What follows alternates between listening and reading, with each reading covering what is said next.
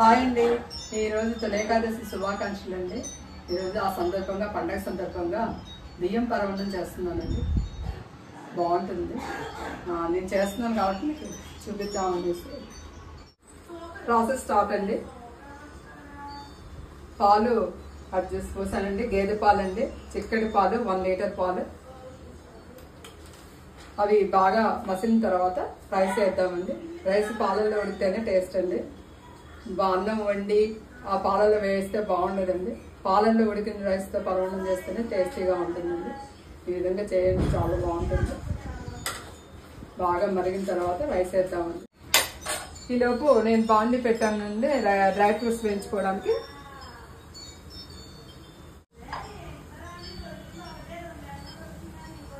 ఒక 2 స్పూన్స్ నెయ్యి వేసి డ్రై ఫ్రూట్స్ వేయించుకుందామండి.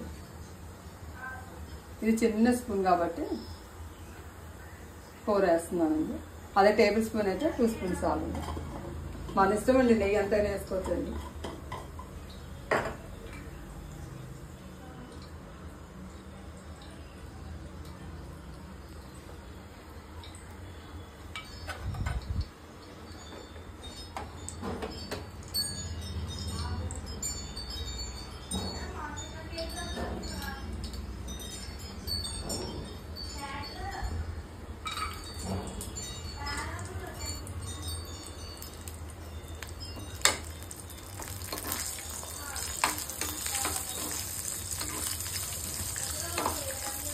కొంచెం జీడిపప్పు వేగిన తర్వాత కిస్మిస్ వేద్దామండి.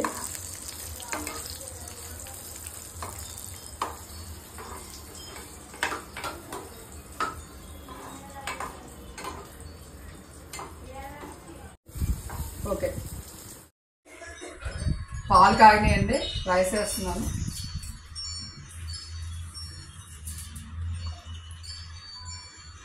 రైస్ పాలల్లో ఉడికితే టేస్ట్ అండి.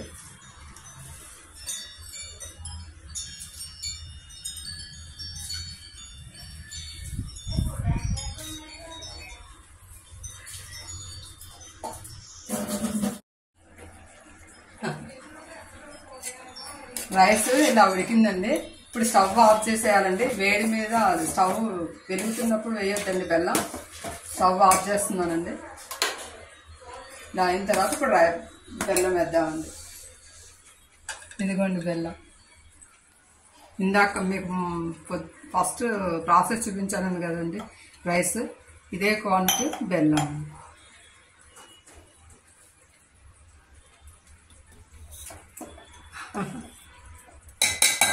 అందుకే ఒక గ్లాస్ నీళ్ళు ఎక్స్ట్రా పోసేసుకొని చేసుకుంటే